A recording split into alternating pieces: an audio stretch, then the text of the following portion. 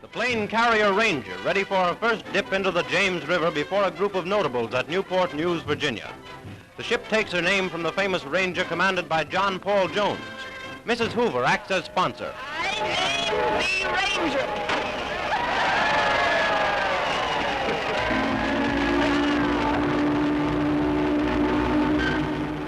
When completed, the Ranger will house 140 fighting planes and is the Navy's newest seagoing airport.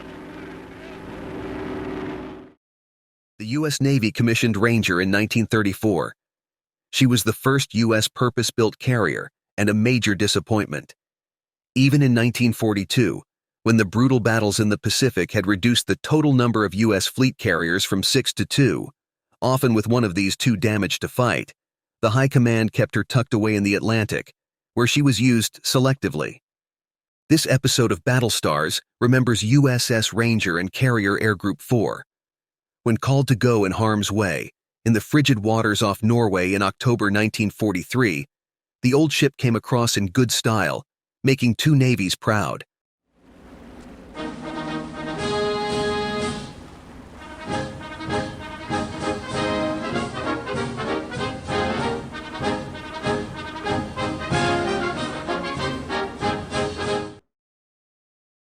Ranger had several well-known defects. Her relatively small size and slow speed hampered air operations. The ship's underwater protection was non-existent.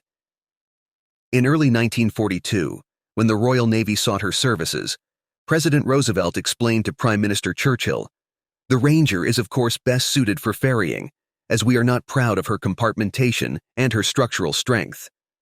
Put simply, the Navy didn't believe she could operate effectively in the deep swells common to the Pacific Ocean, or survive modern carrier combat. When tasked, however, the ship performed well. In Operation Torch, she had provided effective air support to the American landings in Morocco. By the summer of 1943, however, though obsolescent, badly overloaded and unstable, Ranger received her most significant challenge. When battleships South Dakota and Alabama left for the Pacific, having failed to bait battleship Tirpitz into an unequal fight during their temporary assignment to the home fleet, the U.S. Navy sent Ranger, 2 heavy cruisers, and 5 destroyers to Scapa Flow to offset the Royal Navy's loss of local firepower. The British were delighted because their own carrier Illustrious was slated for transfer to the hotly contested Mediterranean. Though the continued existence of Tirpitz continued to vex the British, local conditions had improved. With the Luftwaffe also transferring important units to Italy, Admiral Sir Bruce Fraser, commanding the home fleet, seized the opportunity to deploy Ranger against German shipping in Norway. Operation Leader was organized. Set for October 4, 1943, the raid was the U.S. Navy's only carrier operation in northern European waters and above the Arctic Circle during World War II. In addition to Ranger, Fraser's combined strike force included 2 British battleships, flagship Duke of York, and her sister ship Anson, U.S. heavy cruiser Tuscaloosa, British light cruiser Belfast, and 10 destroyers, with each navy contributing 5. The plan called for an attack by 2 groups of aircraft on the port of Bodo, south of the Lofoten Islands, a rendezvous for German and collaborator shipping. The risk of air attack was negligible because so many Luftwaffe aircraft, including all torpedo bombers, had been withdrawn from the nearby air bases and sent to the Mediterranean. The task force reached the launch point before dawn, completely undetected. Ranger's slow speed forced her to maneuver, delaying the attack, until she had gotten sufficient wind over the deck to launch aircraft. Finally, at 0618 hours, Ranger sent up combat air and anti-submarine patrols, followed by 20 Dauntless dive bombers and 8 Wildcats. Lieutenant Commander Otto Klinsmann, skipper of VB-4, led the attack. The plane skimmed low over the North Sea until they picked up Myken Lighthouse 18 miles south of the target, then gained altitude and swung north. While one 4-plane division of SBDs peeled off to work over the 8,000-ton freighter La Plata, the rest continued up the coast. At 0730, they attacked a small German convoy.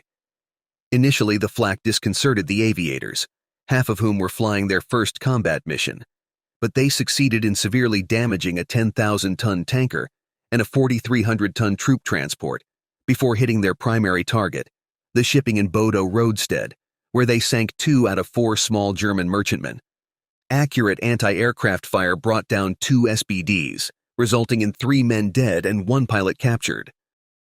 Launched 50 minutes after the first group, Commander Joseph A. Ruddy, Jr., the air group commander, led the second attack group of 10 Avengers and 6 Wildcats.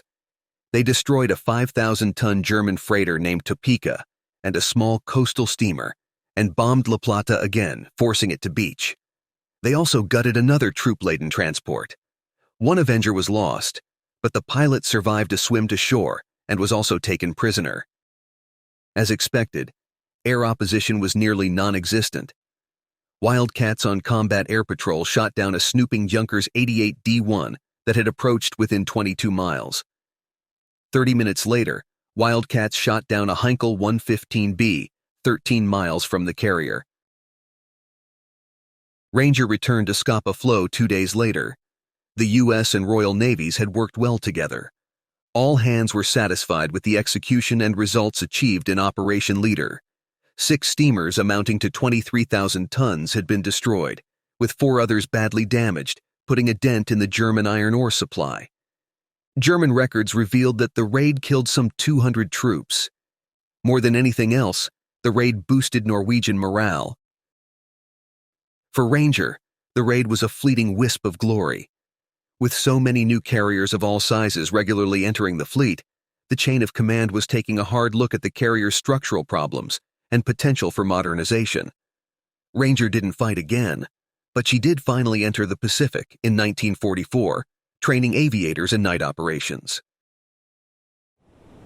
Thanks for watching. Consider subscribing if you enjoyed this video.